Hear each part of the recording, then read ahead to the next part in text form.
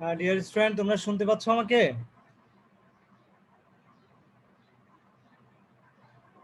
আমাকে শোনা যাচ্ছে?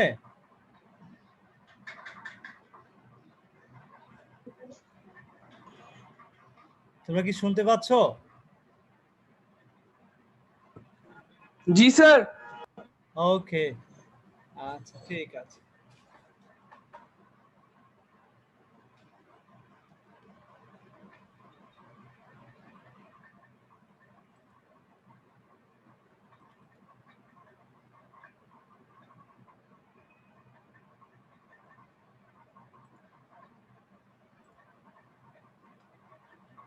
তো ডিয়ার স্টুডেন্ট, তোমরা জয়েন করতে থাকো, তবে ইয়ে করো, তোমরা তোমাদের চ্যাট বক্সে তোমাদের রোল নম্বর, নাম এবং রোল নম্বর এই দুইটা জিনিস তোমরা একটু লিখে ফেলবে। নিচে যে চ্যাট বক্সটা আছে দেখো লেখা আছে, ওখানে তোমরা তোমাদের নাম আর রোল নম্বরটা লিখে দেখবে, কারণ তোমাদের অ্যাটেন্ডেন্সটা এখন থেকে কাউন্ট করা হচ্ছে। ঠিক আছে, যে কারা ক্লাস করছো বা করছো না এই বিষয়টা আমরা অবজার্ভ করছি।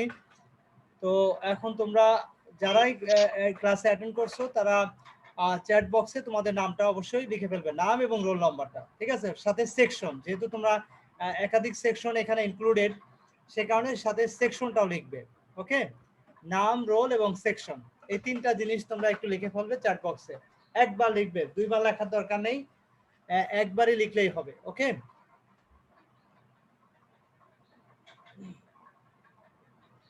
তোমরা কি শুনতে পাচ্ছ তো?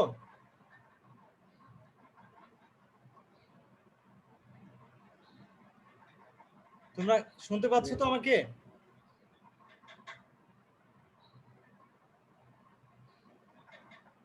ডিয়ার স্টুডেন্ট, তোমরা কি শুনতে পাচ্ছ আমাকে? বাইজিদ,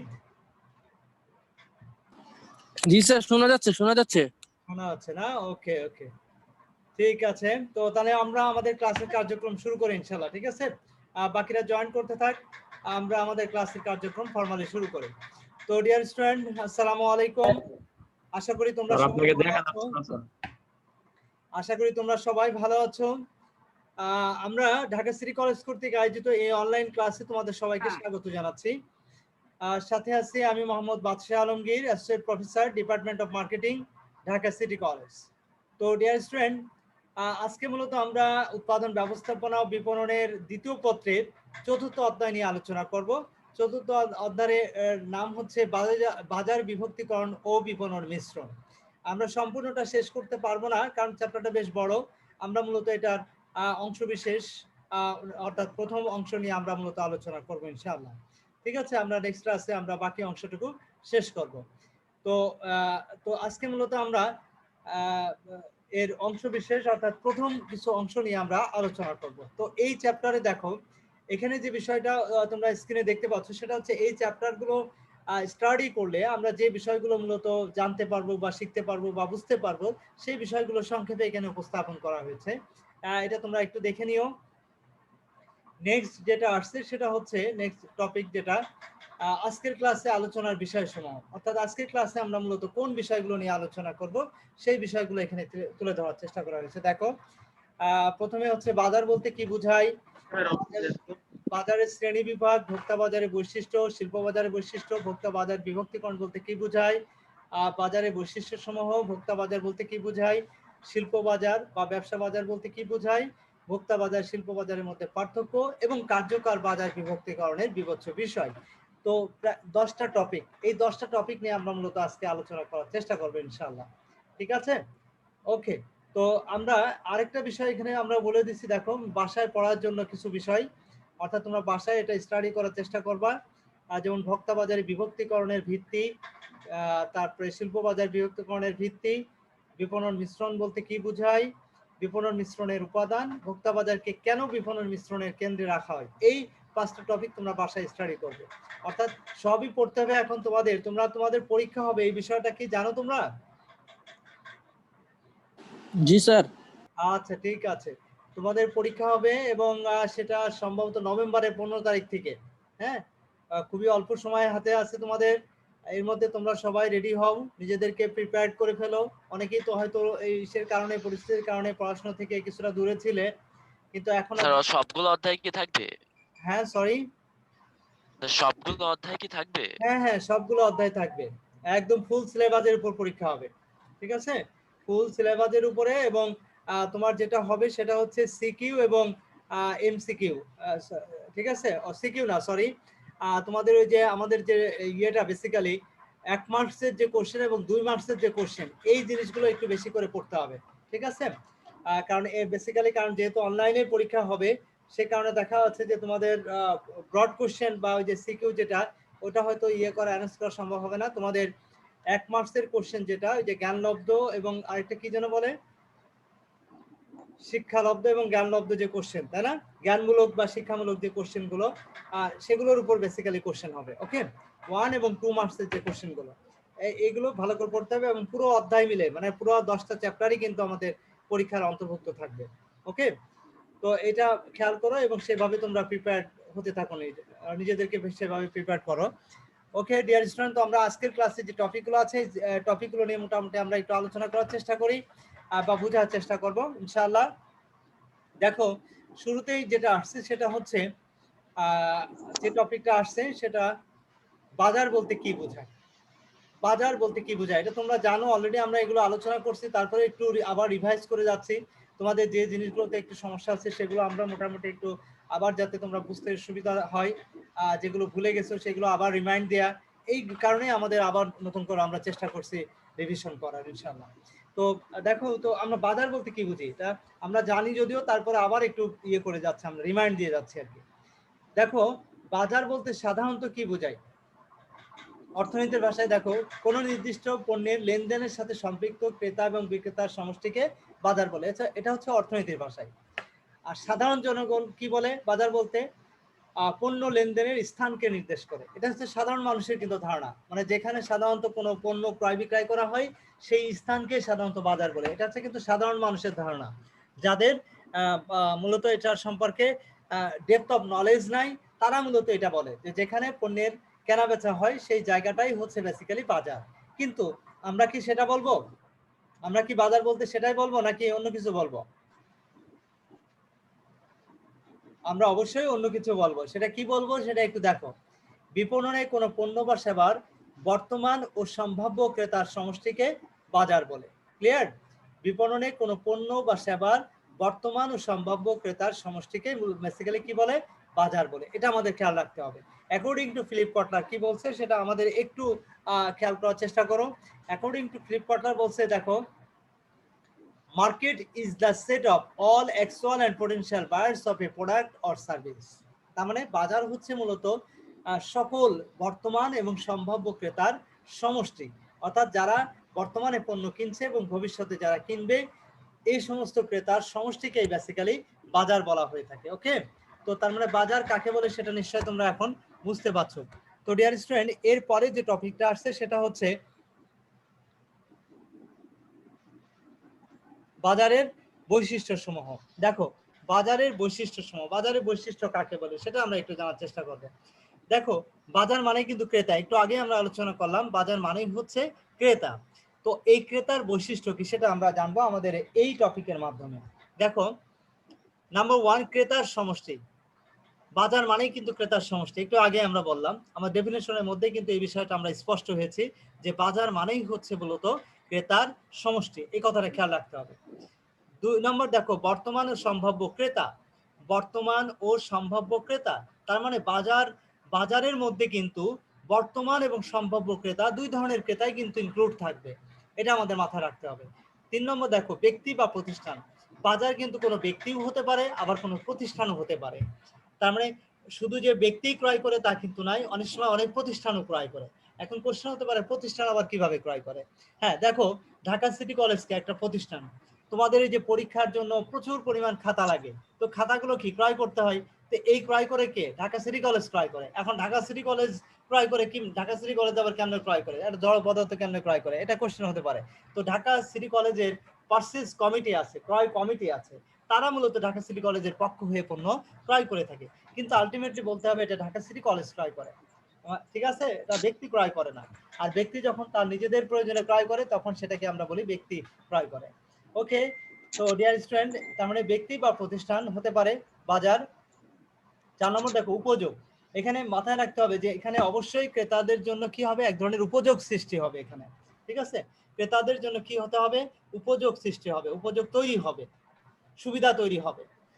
তারপরে আসছে দেখো অর্থ ব্যয়ের সামর্থ্য। এখানে অবশ্যই ক্রেতাদের অর্থ ব্যয়ের সামর্থ্য থাকতে হবে। অর্থ ব্যয়ের যদি সামর্থ্য না থাকে তাহলে কিন্তু সেটা কোনো কাজে আসবে না। ওকে, এরপরে যেটা আসছে সেটা হচ্ছে দেখো ক্রয়ের ধরন। ক্রয়ের ধরন বলতে কি বোঝাচ্ছে আমরা? ক্রয়ের ধরন হচ্ছে যে যখনই ক্রেতারা পণ্য ক্রয় করে তখন কিন্তু সে একইভাবে যে ক্রয় করবে, এক ধরনের ক্রয় করবে তা না, বিভিন্নভাবে কিন্তু ক্রয় করতে পারে। তার মানে সে একবার ব্যক্তিগত ভোগের জন্য ক্রয় করতে পারে, পুনরায় বিক্রি করার উদ্দেশ্যে ক্রয় করতে পারে, হ্যাঁ, ব্যবসা করার উদ্দেশ্যে ক্রয় করতে পারে, বা শিল্প প্রতিষ্ঠানে প্রসেস করার মাধ্যমে ভিন্ন কোনো পণ্য তৈরি করার জন্য ক্রয় করতে পারে, বিভিন্নভাবে ক্রয় করতে পারে। তারপরে আসছে দেখো চাহিদা। এখানে ক্রেতার অন্যতম একটা বৈশিষ্ট্য হচ্ছে এদের অবশ্যই চাহিদা থাকবে, অর্থাৎ নির্দিষ্ট কোনো পণ্য বা সেবা ক্রয় করার জন্য তাদের চাহিদা থাকতে হবে।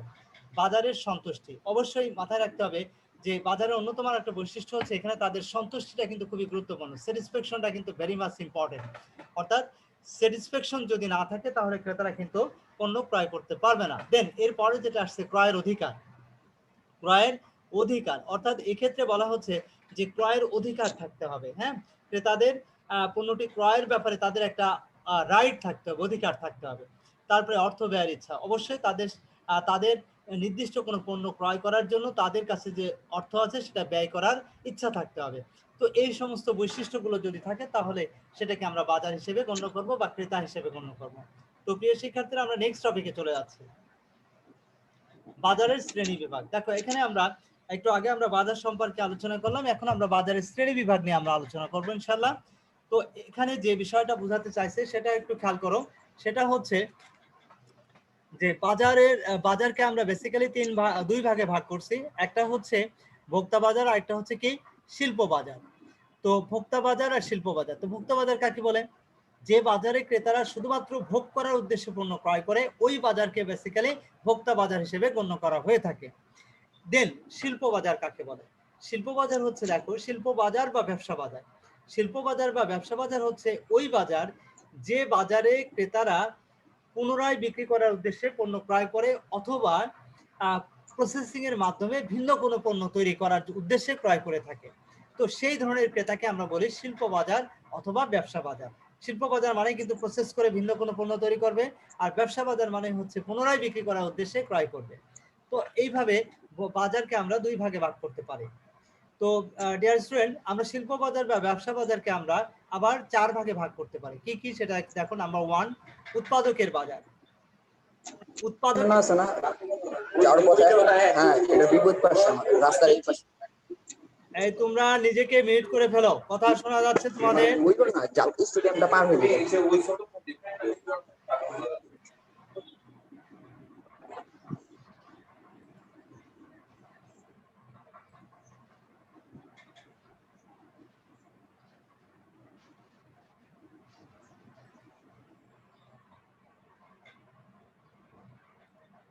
ওকে, দেখো তোমরা কথা বলছো, আমি যে কারণে তোমাদেরকে আবার মিউট করে দিলাম। Attention please. আমরা যেটা বলছিলাম সেটা হচ্ছে শিল্প বাজারকে আমরা কয়েক ভাগে ভাগ করছি, তার মধ্যে নাম্বার 1 হচ্ছে উৎপাদকের বাজার। এখানে দেখো উৎপাদকের বাজার, শিল্প বাজারের অন্যতম হচ্ছে নাম্বার 1 উৎপাদকের বাজার। উৎপাদকের বাজার কাকে বলে?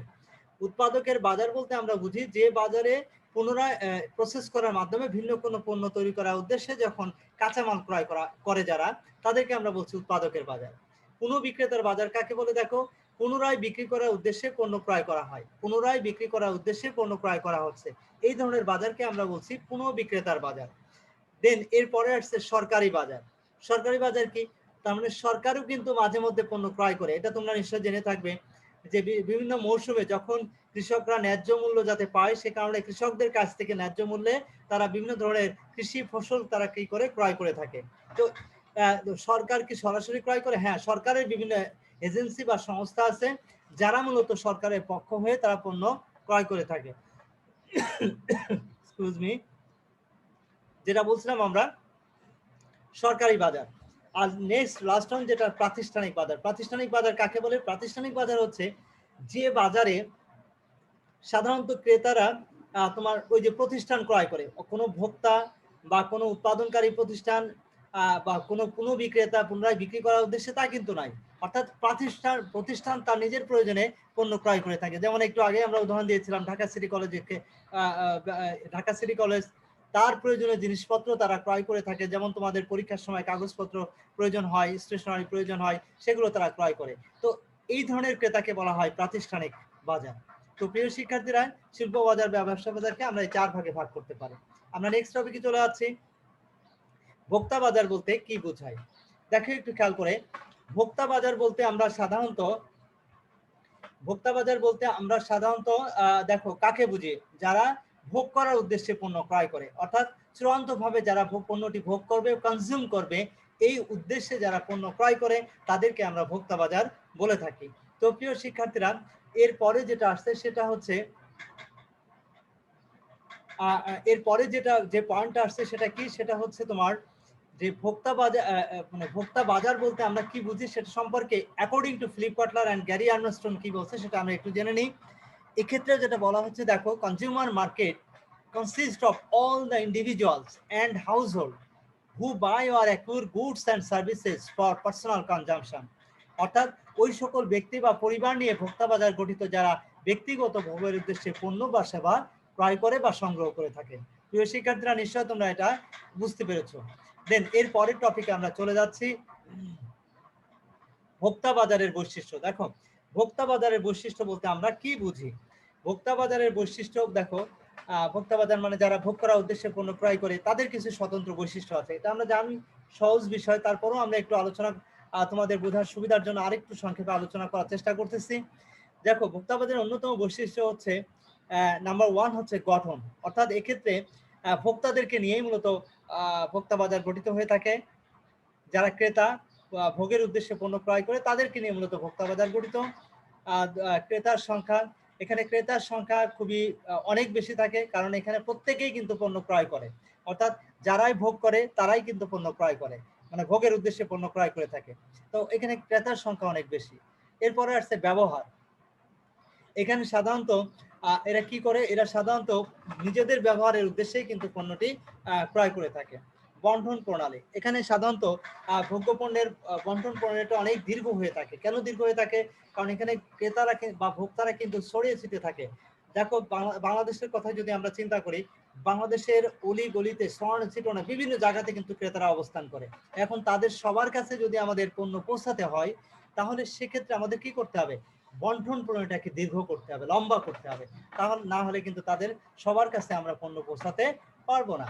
দেন এরপরে আসছে ক্রেতাদের অবস্থান। এই যে একটু আগে বলে ফেললাম যে ক্রেতারা আসলে ছড়িয়ে ছিটিয়ে সারা বাংলাদেশের সর্বত্র কিন্তু ক্রেতারা অবস্থান করে।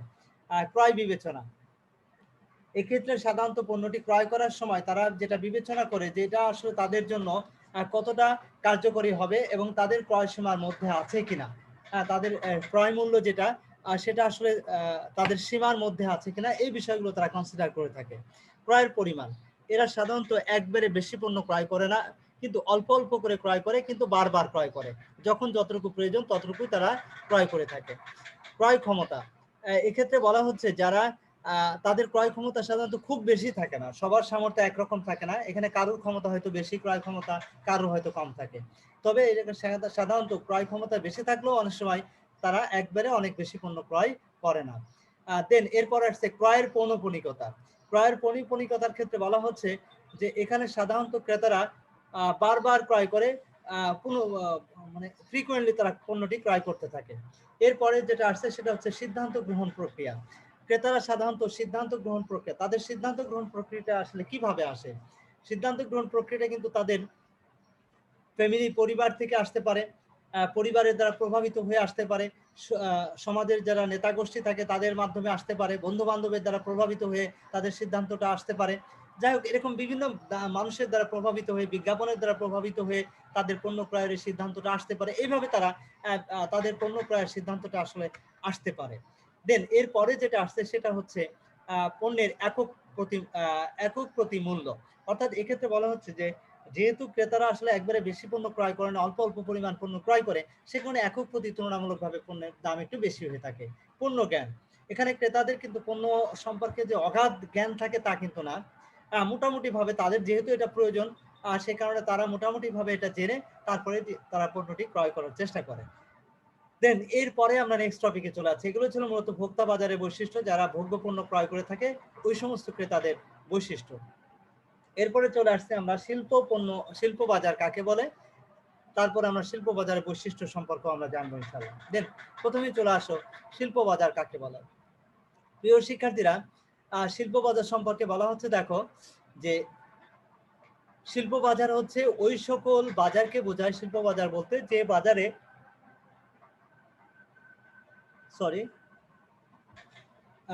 শিল্প বাজার বলতে ওই সকল ক্রেতাদেরকে বোঝায় যেখানে যারা সাধারণত পুনরায় কাজে ব্যবহারের জন্য অথবা প্রক্রিয়াকরণের জন্য পণ্যদ্রব্য ক্রয় করে, তাদেরকে নিয়ে মূলত শিল্প বাজার গঠিত হয়।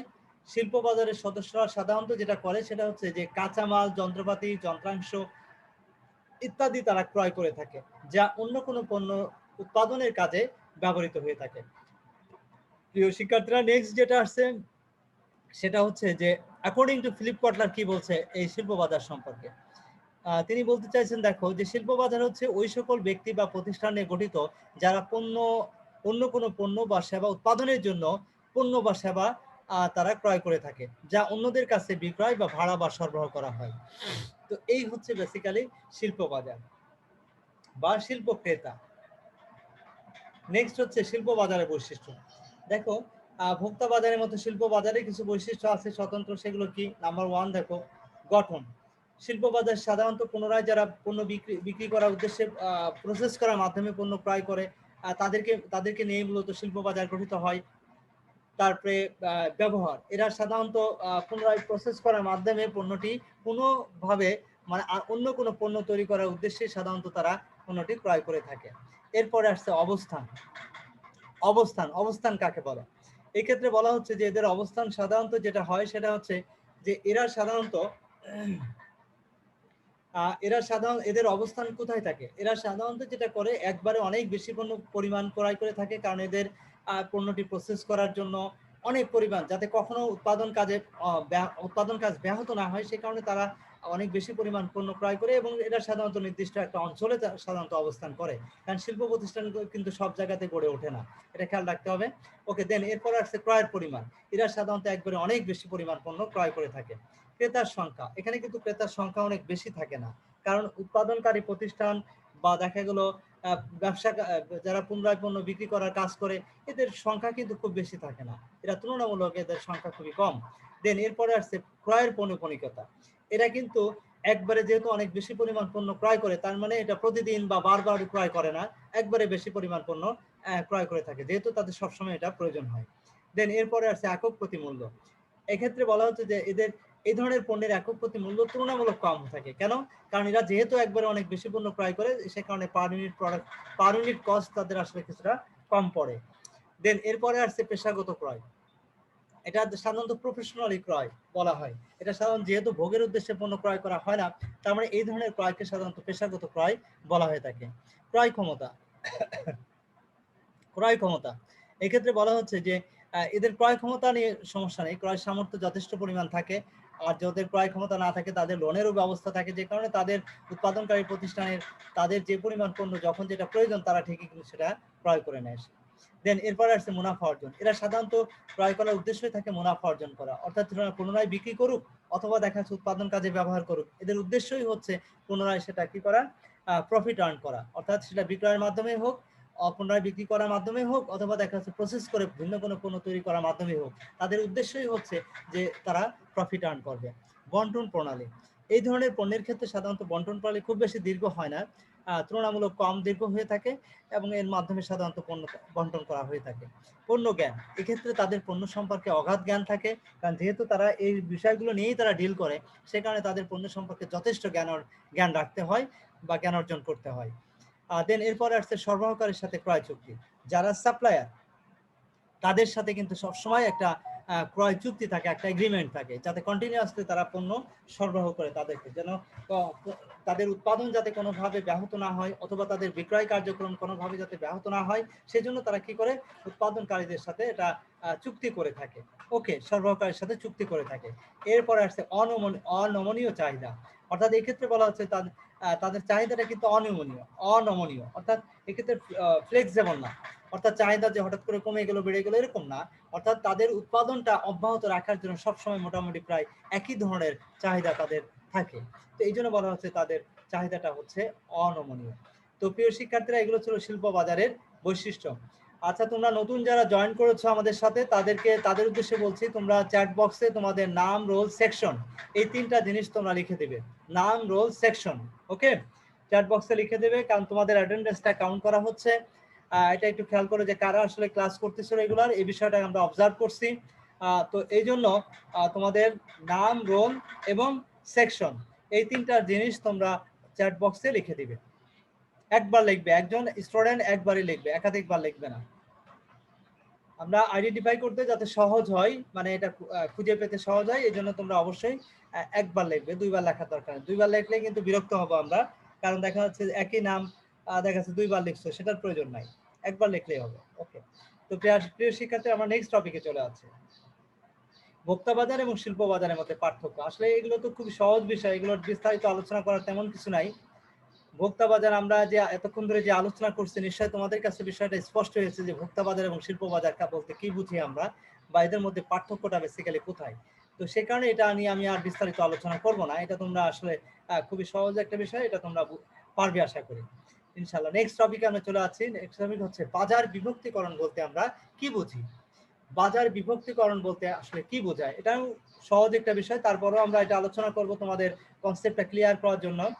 দেখো, বাজার হচ্ছে, বাজারকে আমরা ভাগ করা। বাজার মানে আমরা একটু আগে বললাম, বাজার মানে কিন্তু ক্রেতা, এটা খেয়াল রাখতে হবে। সেটা ভোক্তা বাজার হতে পারে, শিল্প বাজার বা ব্যবসা বাজার হতে পারে, কিন্তু যে বাজারই হোক না কেন, বাজার মানেই কিন্তু আলটিমেটলি কাস্টমার। এই কথাটা আমাদের সবসময় ভুলে গেলে চলবে না। তো এখন এই বাজারকে আমরা কিভাবে বিভক্ত করব, ক্রেতাদেরকে আমরা কিভাবে সেগমেন্ট করব, ভাগ করব আলাদা আলাদা ভাগে, এই বিষয়টা বেসিক্যালি আমাদের এই টপিকের মাধ্যমে আমরা জানার চেষ্টা করবো ইনশাআল্লাহ। তো প্রিয় শিক্ষার্থীরা, দেখো, ভোক্তা বাজার বলতে কি বুঝি আমরা।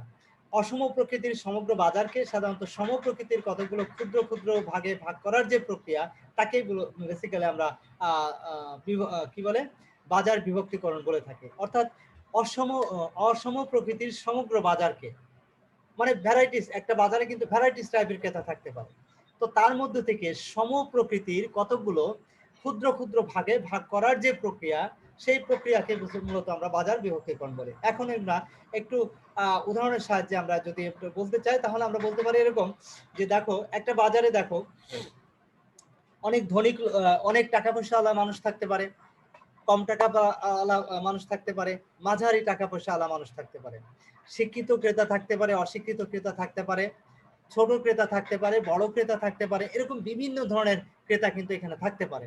তো বেসিক্যালি আমাদের মূল বিষয়টা হচ্ছে, তো ক্রেতারা বিভিন্ন ধরনের, অর্থাৎ তারা তাদের এই ভ্যারাইটিস টাইপের ক্রেতাদের মধ্য থেকে যখন সমজাতীয়তার ভিত্তিতে তাদেরকে, যখন তাদের যে বিভিন্ন বৈশিষ্ট্য, সেই বৈশিষ্ট্যের আলোকে সমজাতীয়তার ভিত্তিতে যখন তাদেরকে ভিন্ন ভিন্ন ভাগে ভাগ করা হবে, তখন এই প্রত্যেকটি ভাগকে মূলত একটা সেগমেন্ট বলা হবে। অর্থাৎ এভাবেই আমরা মূলত আমরা বাজারকে যখন বিভিন্ন ভাগে ভাগ করে ফেলি, তখন সেই প্রক্রিয়াটাই হচ্ছে মূলত বাজার বিভক্তিকরণ। তো প্রিয় শিক্ষার্থীরা, অন্যভাবে আমরা যদি বলি যে কাঙ্ক্ষিত বাজার অংশ খুঁজে বের করার জন্য সমগ্র বাজারকে যখন কতিপয় বৈশিষ্ট্যের আলোকে ক্ষুদ্র ক্ষুদ্র উপদলে ভাগ করা হয়, তখন সেই প্রক্রিয়াকে মূলত আমরা বাজার বিভক্তিকরণ বা বিভাজন বলে থাকি। তো প্রিয় শিক্ষার্থীরা, এই হচ্ছে বেসিক্যালি আমাদের বাজার বিভক্তিকরণ। নেক্সট টপিকে আমরা চলে যাচ্ছি কার্যকর বাজার বিভক্তিকরণের বিবেচ্য বিষয়। এখন আমরা যেটা শিখবো সেটা হচ্ছে কার্যকর বাজার বিভক্তিকরণের বিবেচ্য বিষয়। অর্থাৎ কোনো একটা বাজারকে যদি আমরা ইফেক্টিভলি, কার্যকরভাবে যদি আমরা বিভক্ত করতে চাই, তাহলে সেক্ষেত্রে আসলে কিভাবে আমরা এই বাজারকে বিভক্ত করতে পারবো, সেই বিষয়টা, বা বাজারকে বিভক্ত করার জন্য কোন বিষয়গুলো আমরা বিবেচনা করব। খুবই ইম্পর্টেন্ট একটা টপিক, এটা খুব মনোযোগ দিয়ে আমাদেরকে বুঝতে হবে এবং শেখার চেষ্টা করো, কারণ এই টপিকটা থেকে কিন্তু কোশ্চেন হয়ই হয়। অর্থাৎ সেটা ব্রিফ কোশ্চেন হতে পারে, শর্ট কোশ্চেন হতে পারে, ব্রড কোশ্চেন হতে পারে, অর্থাৎ সিকিউর কোশ্চেনও আসতে পারে। তো আমাদের এটা মাথায় রাখতে হবে যে এই টপিকটা একটু ভালো করে বোঝার চেষ্টা করতে হবে। তো প্রিয় শিক্ষার্থীরা, প্রথমেই চলে আসে, দেখো, কার্যকর বাজার বিভক্তিকরণের অন্যতম একটা বিষয় হচ্ছে পরিমাপযোগ্যতা। পরিমাপযোগ্যতা বলতে আমরা আসলে কি বোঝাচ্ছি সেটা আমাদের একটু বুঝতে হবে। পরিমাপযোগ্যতা বলতে আমরা যেটা বুঝি যে বাজারকে আসলে পরিমাপ করা যাবে, বাজারকে কি করা যাবে, পরিমাপ করা যাবে। এখন পরিমাপ বলতে আমরা আসলে কি বুঝাচ্ছি বলতো দেখি। বাজারকে পরিমাপ করা যাবে মানে কি? বাজারকে পরিমাপ করার অর্থ হচ্ছে, একটু খেয়াল করো, বাজারকে পরিমাপযোগ্যতা, অর্থাৎ আমরা যখন বাজারকে বিভিন্ন ভাগে ভাগ করব তখন এই বাজারের সমস্ত বিষয়গুলো আমরা বুঝতে পারবো, মেজার করতে পারবো। অর্থাৎ যে বাজার, যে আসলে বাজারের অবস্থাটা কি, ওই বাজারের কি অবস্থা, এই বাজারে ক্রেতার সংখ্যা কত, হ্যাঁ, এই বাজারে আসলে কতজন ক্রেতা আছে, হ্যাঁ, এবং তাদের আসলে রুচি পছন্দ অভ্যাস আসলে কি ধরনের, এই বিষয়গুলো আসলে যখন মার্কেটাররা যখন পণ্যটি আসলে ইয়ে করবে তখন তারা বুঝতে পারবে যে আসলে পণ্যটি বুঝতে পারবে যে আসলে তারা কিভাবে পণ্যটি ইয়ে করছে, কিভাবে পণ্যটি তারা ক্রয় করছে, এই বিষয়টা তারা বুঝতে পারবে। ওকে, এরপরে যে বিষয়টা আসছে সেটা হচ্ছে খেয়াল করো, সেটা হচ্ছে পর্যাপ্ততা। পর্যাপ্ততা বলতে কি বুঝি আমরা? সাফিসিয়েন্টি বলতে আমরা যেটা বুঝি সেটা হচ্ছে যে এখানে বাজার বিভক্তি করার জন্য যে সমস্ত উপাদানগুলো প্রয়োজন, সেই উপাদানগুলো আসলে পর্যাপ্তভাবে আছে কিনা সেটা আমাদেরকে একটু খেয়াল করতে হবে। Excuse me. মেজরিটি অর্থাৎ মেজরিটি তো বললাম, পরিমাপযোগ্যতা, ক্রেতার সংখ্যা, সবকিছু আমরা মেজার করতে পারবো। পর্যাপ্ততা, সাস্টেইনেবিলিটি অর্থাৎ সাবস্টেনশিয়ালিটি মানে হচ্ছে যে পর্যাপ্ততা, অর্থাৎ সব ধরনের উপকরণ এখানে পর্যাপ্ত আছে কিনা, অর্থাৎ বাজারকে বিভক্ত করানোর জন্য যে সমস্ত বৈশিষ্ট্যগুলো দরকার, যে সমস্ত উপাদানগুলো দরকার বাজারকে ভাগ করার জন্য, সেই বিষয়গুলো আসলে পর্যাপ্ত পরিমাণে আছে কিনা সেটা থাকতে হবে। আর সেটা যদি না থাকে তাহলে কিন্তু আমরা বাজারকে কি করতে পারবো না, ভাগ করতে পারবো না। যেমন ধরো আমরা যে বিষয়টা বলি সেটা হচ্ছে বাজারকে আমরা যে কাজটা করি, একটু জাস্ট একটু প্লিজ। আসসালামু আলাইকুম, আমি তো ওই যে ক্লাস নিচ্ছি আর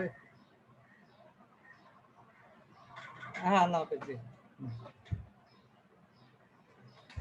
আচ্ছা, তো যেটা বলছিলাম আমরা সেটা হচ্ছে সাবস্টেনশিয়ালিটি মানে পর্যাপ্ততা, অর্থাৎ এই ক্ষেত্রে মানে মার্কেটে ক্রেতার সংখ্যা যদি পর্যাপ্ত না থাকে তাহলে কিন্তু ভাগ করা যাবে না, এটা আমাদের খেয়াল রাখতে হবে। যেমন ধরো মোবাইলের মার্কেটের কথা বলি, মোবাইলের মার্কেট মানে হচ্ছে মোবাইলের যারা ক্রেতা, তো এখন মোবাইলের ক্রেতা যদি পর্যাপ্ত পরিমাণে আছে বলেই কিন্তু আমরা মোবাইলের জন্য একটা আলাদা মার্কেট আমরা ডেভেলপ করতে পারি। তার মানে হচ্ছে যে পর্যাপ্ত পরিমাণ ক্রেতা আছে কিনা তার উপর ভিত্তি করে আমরা বাজারকে বিভক্ত করব। এরপরে যেটা আসছে প্রবেশযোগ্যতা, অ্যাক্সেসিবিলিটি মানে প্রবেশযোগ্যতা। অ্যাক্সেসিবিলিটি হচ্ছে যে ওই বাজারে আসলে প্রবেশ করাটা আসলে সহজ কিনা, হ্যাঁ, এটা আমাদেরকে খেয়াল রাখতে হবে। অর্থাৎ যে বাজার অংশে প্রবেশ করা যাবে না তাকে আমরা সেভাবে কিন্তু আমরা বাজারকে বিভক্ত করব না। তার মানে হচ্ছে ক্রেতারা, সব ধরনের ক্রেতারা যেন সেখানে প্রবেশ করতে পারে। বাজারকে যখন আমি বিভিন্ন ভাগে ভাগ করব তখন প্রত্যেকটা ভাগে আমাদের অ্যাক্সেস থাকতে হবে, অর্থাৎ ওই ক্রেতাদের কাছে যাওয়ার সুযোগ থাকতে হবে। আর সেটা যদি না থাকে তাহলে কিন্তু আমাদের এই ইয়েটা কি বলে, আমরা কার্যকরভাবে বাজারকে বিভক্ত করতে পারবো না। এই জন্য বলা হচ্ছে যে অ্যাক্সেসিবিলিটি মানে প্রবেশযোগ্যতা থাকতে হবে যখন আমরা বাজারকে ভাগ করব, বিভিন্ন সেগমেন্টে ভাগ করব, প্রত্যেকটা সেগমেন্টে সেখানে অ্যাক্সেস থাকতে হবে। দেন পৃথকীকরণ যোগ্যতা অর্থাৎ ডিফারেন্সিবিলিটি, অর্থাৎ বাজারকে যখন আমরা ভিন্ন ভিন্ন সেগমেন্টে ভিন্ন ভিন্ন ভাগে যখন আমরা ভাগ করব, বলা হচ্ছে অবশ্যই যেন প্রত্যেকটা ভাগকে যেন আমরা আলাদা আলাদাভাবে সেগমেন্ট করতে পারি, বিভক্ত করতে পারি, আলাদাভাবে পৃথক করতে পারি। অর্থাৎ পৃথকীকরণ যোগ্যতা, ডিফারেন্সিবিলিটি, অর্থাৎ যখন আমরা বাজারকে ভিন্ন ভিন্ন ভাগে যখন আমরা ভাগ করি তখন মাথায় রাখতে হবে প্রত্যেকটা ভাগকে যেন আলাদা করা যায়, এক ভাগ থেকে আরেক ভাগকে যেন মিক্সড না হয়ে যায়, স্বতন্ত্র থাকে, তাদের বিভিন্ন স্বতন্ত্র বৈশিষ্ট্যের কারণেই যেন সেটা আলাদা থাকে, এই বিষয়টা আমাদের খেয়াল রাখতে হবে। অর্থাৎ পৃথকীকরণ যোগ্যতা সেখানে সেই ভাগের মধ্যে অবশ্যই থাকতে হবে। আর লাস্ট ওয়ান যেটা বলছি সেটা হচ্ছে দেখো কার্য উপযোগিতা, অ্যাকশনেবিলিটি, অর্থাৎ আমরা ভাগ করলাম কাস্টমারদেরকে, ক্রেতাদেরকে বিভিন্ন ভাগে ভাগ করলাম, বিভিন্ন সেগমেন্টে ভাগ করলাম, কিন্তু কোশ্চেন হচ্ছে যদি সেটা কার্যকর উপযোগিতা না থাকে, অর্থাৎ এমনভাবে বাজারকে ভাগ করতে হবে যেন প্রতিটি অংশে আলাদাভাবে সেখানে মার্কেটিং মিক্সটাকে অ্যাপ্লাই করা যায়, অর্থাৎ বাজারজাতকরণ যে মিশ্রণ সেটাকে যেন আমরা অ্যাপ্লাই করতে পারি, এই বিষয়টা খেয়াল রাখতে হবে। অর্থাৎ কার্য উপযোগিতা থাকতে হবে যখন আমরা বাজারকে বিভক্ত করব, এই বিষয়টা আমাদের খেয়াল রাখতে হবে। তো প্রিয় শিক্ষার্থীবৃন্দ, এটা হচ্ছে বেসিক্যালি বাজার কার্যকর বাজার বিভক্তিকরণের অন্যতম বিবেচ্য বিষয়। তো মূল বিষয় হচ্ছে এটা। এরপরে যেটা আসছে সেটা হচ্ছে বিপণন মিশ্রণ বলতে আমরা কি বুঝি সেটা আমরা জানবো। বিপণন সরি আর তো মনে নাই আজকের আলোচনার মধ্যে এই পর্যন্ত আসছিল। এটাই ছিল লাস্ট টপিক।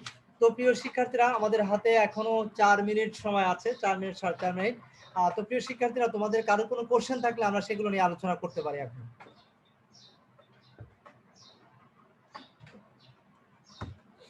হ্যাঁ প্রিয় শিক্ষার্থীরা তোমাদের কারো কোনো কোশ্চেন থাকলে আমরা এখন আলোচনা করার সুযোগ আছে, সময় আছে, আমাদের 4 মিনিট সময় এখনো হাতে আছে। আমরা তোমাদের কোশ্চেনের আনসার দেওয়ার সুযোগ পাবো। স্যার আমাদের পরীক্ষা কত অধ্যায় পর্যন্ত হবে? কত অধ্যায় পর্যন্ত হবে? তোমাদের পরীক্ষা আসলে একদম ফুল সিলেবাস। জি স্যার। হ্যাঁ ফুল সিলেবাসের উপরে হবে। 100 মার্কের মানে ফুল সিলেবাস বলতে একদম 10টা চ্যাপ্টারের উপরেই হবে। ঠিক আছে স্যার আপনি না বললেন যে প্রথম আপনার ফার্স্ট হাফের মধ্যে স্যার হবে স্যার? না ফার্স্ট হাফের মতো হবে না। আমি বললাম যে আজকের আলোচনা করব যেটা সেটা হচ্ছে ফার্স্ট হাফ ইয়ে করা হবে আগে, মানে পুরো চ্যাপ্টারটা আলোচনা করব না, অর্ধেক আলোচনা করব এটা বলছি। আর কোশ্চেন যেটা হবে সেটা হচ্ছে তোমাদের পুরো 100 নম্বরের কোশ্চেন হবে কিনা জানি না, কিন্তু ফুল সিলেবাসের উপর হবে, এটা খেয়াল রাখতে হবে। মার্কসটা যে এটা 50 মার্কসের পরীক্ষা হবে না 100 মার্কের পরীক্ষা হবে, এটা একটু কনফার্ম হতে হবে। হবে বলেছেন। সরি তোমরা কি এটা শুনেছো ক্লাস টিচারের সাথে কথা বলে? আমরা 50 মার্ক এমসিকিউ হবে স্যার। হ্যাঁ এমসিকিউ পরীক্ষা হবে, কিন্তু সেটা আমি জানতে চাচ্ছি যে কত মার্কসের হবে সেটা কি শুনছো? না স্যার শুনিনি স্যার, মানে আপনার আগের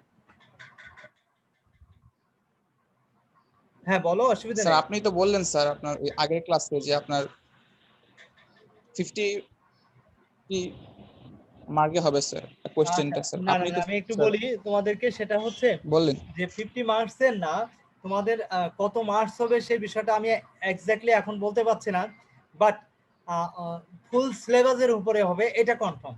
ঠিক আছে, কারণ আমরা কোশ্চেনটা ওইভাবেই ইয়ে করতেছি যে পুরো দেখা যাচ্ছে যে তোমার যে সিলেবাস তোমাদের, হ্যাঁ পুরো সিলেবাসের উপরেই কিন্তু তোমাদের কোশ্চেন হবে।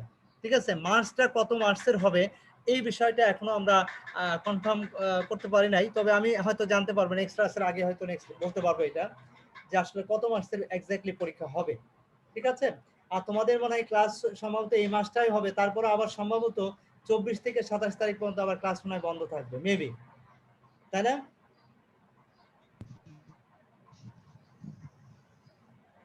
জি স্যার, দুর্গাপূজার বন্ধ থাকবে। হ্যাঁ দুর্গাপূজার জন্য বন্ধ থাকবে, সেটা সম্ভবত 24 কি 25 থেকে 27 তারিখ পর্যন্ত। তো সেই ক্ষেত্রে ওই ক্লাসের টাইমটা যদি ক্লাস পড়ে তাহলে তো ক্লাস হবে না। আর তবে আমরা বলে রাখি তোমাদের সেটা হচ্ছে, আর এ মাসের মধ্যে ক্লাস 30 তারিখের মধ্যে তোমাদের ক্লাস সাসপেন্ড হয়ে যাবে, সেকেন্ড ইয়ারের অল ক্লাস মেবি, আমি যতটুকু শুনেছি এটা। আর তো তোমাদের 15 তারিখ থেকে পরীক্ষা হবে। সো ডিয়ার স্টুডেন্ট তোমরা যেটা করো সেটা হচ্ছে যে তোমাদেরকে নিজেদেরকে পরীক্ষার জন্য প্রিপেয়ার করে ফেলো। হ্যাঁ, এবং সিলেবাসটা কিন্তু ফুল সিলেবাস, এটা মাথায় রেখো। আমাদের যে 10টা চ্যাপ্টার আছে পুরো 10টা চ্যাপ্টারই হচ্ছে তোমাদের সিলেবাস, এবং সব চ্যাপ্টার থেকে কিন্তু কোশ্চেনটা আসবে। এখন সে মার্কস যেটা 50 মার্কের হোক, আর 100 মার্কের পরীক্ষা হোক, আর 30 মার্কের পরীক্ষা হোক, হ্যাঁ কিন্তু টাচ হবে কিন্তু পুরো ফুল সিলেবাস, এটা খেয়াল রেখো। বুঝতে পারছো? এটা আমাদের খেয়াল রাখতে হবে যে ফুল সিলেবাসের উপরে আমাদের পরীক্ষা হবে। মার্কস যতই হোক, সেটা 30 মার্কসের হোক, আর 50 মার্কসের হোক, আর 100 মার্কের হোক, মার্কসটা আমি এখনো পর্যন্ত আমি কনফার্ম হতে পারি নাই বা শুনি নাই বিষয়টা, তো সেটা জানলে আমি বলে দিতে পারতাম। আর বেসিক্যালি এখন যেটা হবে সেটা হচ্ছে যে তোমাদের ফুল সিলেবাসের উপর হবে, এটা আমি কনফার্ম মোটামুটি বলতে পারি। ওকে, তো তোমরা সেভাবে নিজেদেরকে তৈরি করো, প্রিপেয়ার করতে থাকো। আর কোনো কোশ্চেন আছে কিনা?